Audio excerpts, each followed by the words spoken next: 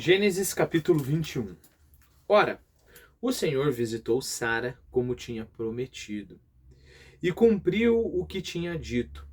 Ela concebeu e deu à luz a um filho na sua velhice, no tempo que Deus lhe predissera. Abraão pôs o nome de Isaque ao filho que nascera de Sara, e circuncidou-o ao 8º dia. Esse vai ser o costume, né? O 8º dia. Como Deus lhe tinha ordenado. Tinha Abraão 100 anos quando lhe nasceu seu filho Isaque. E Sara disse: Deus me deu um motivo de riso, e todo aquele que ouvir a nova rirá juntamente comigo. E acrescentou: Quem acreditaria que Abraão havia de ouvir dizer que Sara amamentaria um filho que lhe havia de dar à luz, sendo ele já velho? Uma mulher de 100 anos, quem que não vai rir, né? Quer seja por alegria ou até por deboche, quem que não vai rir uma mulher de 100 anos dando mamar para uma criança, né? Entretanto, cresceu o menino e foi desmamado.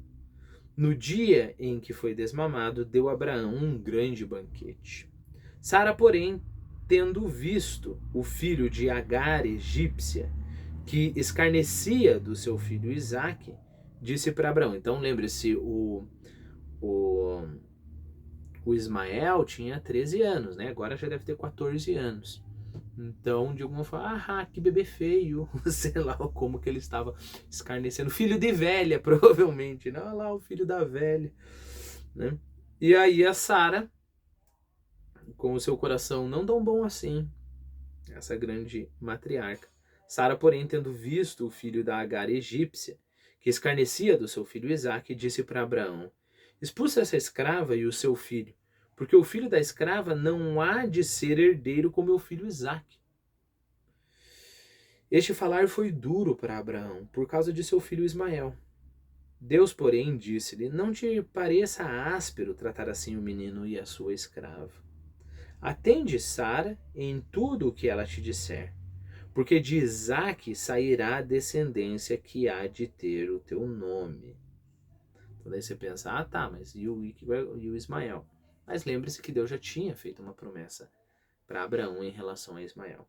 Mas também do filho da escrava farei um grande povo, por ser teu sangue. Abraão, pois, levantou-se de manhã, tomou o pão e um odre de água. Odre de água você vai ver em filmes que tem deserto, né? Que é aquela bolsa, é um saco feito de pele, né? Então ele pegou lá um pão, um odre de água, pô-lo às costas de Agar, entregou-lhe o menino e despediu-se. Quer dizer, e despediu-a, né? Olha só, tchau, tchau, vai embora. Ela, tendo partido, andava errando pelo deserto de Bersabeia. Quando se acabou a água do odre, deixou o menino deitado debaixo de uma das árvores que ali havia. Afastou-se e sentou-se de frente, a uma distância de um tiro de flecha. Um tiro de flecha seria de 100 a 50 metros. Né? Então colocou lá o menino debaixo das árvores e ficou a uns 100, 150 metros dele. Dizendo, não verei morrer o menino. Olha que interessante, né? Olha que cena dramática, né? Olha que história fantástica. Com certeza já devem ter feito contos, né? Talvez até um romance sobre isso, não sei. Mas olha, olha como que isso geraria. Eu sempre fico pensando em termos cinematográficos, né? Em termos de literatura, é claro, né? Imagine isso, imagine toda essa cena. Imagine Abraão amando o seu filho Ismael. A propósito, são os dois filhos que Abraão vai ter que confiar a Deus, porque daqui a pouco, daqui a uns capítulos, Deus vai pedir que Abraão sacrifique o filho mais precioso, né, que vai gerar a nação e tudo mais, que é Isaac. Sacrifique mesmo, né? Coloque o menino lá no altar e esfaqueie o menino. Imolária, como a gente chama.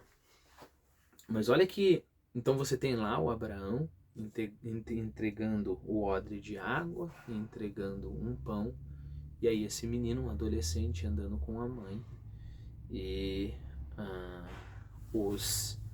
a mãe andando, e não é uma coisa assim, eu cheguei no deserto, agora Deus vai me abençoar. Não, eles vão bebendo a água, vai acabando a comida, e eles continuam andando, e de repente acaba a água, a comida, o menino já tá fraco.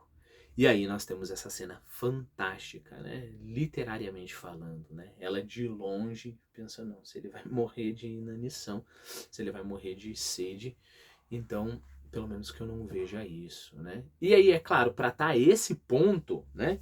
Que eu gostaria de lembrar a você o seguinte, olha, no capítulo 17, só para te provar alguma coisa aqui, né? No capítulo 17, vamos ver se eu consigo achar.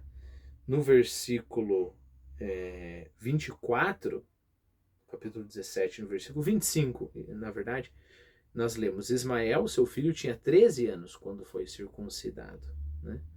E depois passou um ano para nascer Isaac, e aí então Ismael tinha 14, talvez até 15 anos. Então pense, para um moleque de 14 anos ficar fraco a ponto de ter que ser colocado, olha lá, quando se acabou a água do odre, deixou o menino deitado debaixo de uma das árvores, né? Parece que é uma coisa assim, acabou a água, vamos deitar. Não, claro, a história bíblica ela está deixando conciso aqui, né? Mas acabou a água, ele foi ficando fraco, deixou o menino lá. Até porque não é acabou a água e deixa o menino lá para morrer. O menino vai ficar o quê? 2 dias lá olhando para você. Então é um período muito longo que você passou aqui. Então a gente já pode imaginar ela sendo mais forte por ter sido uma escrava a vida inteira, né? Ter sofrido muita coisa. O menino não tão forte assim, já não conseguindo andar, ela pega o filho, coloca embaixo da árvore, com todo aquele esforço que a gente deve imaginar nessa história, e aí senta do outro lado e fala, pelo menos eu não vou vê-lo morrer, né? Não verei morrer o menino. Sentando-se em frente, levantou a sua voz e chorou. Deus ouviu a voz do menino, e o anjo de Deus chamou Agar do céu, dizendo: Que fazes, Agar?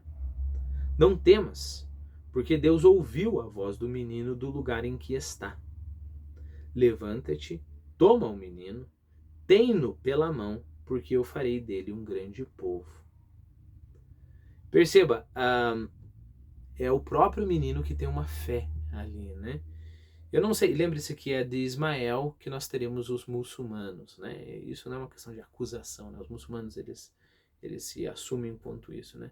Eu não sei como que os muçulmanos veem essa passagem, mas deve ser muito interessante, né?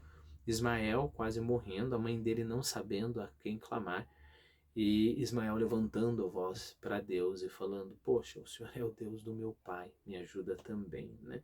E aí é só então, só nesse ato de desespero, que Deus responde, né? Que Deus vai ao auxílio dos dois.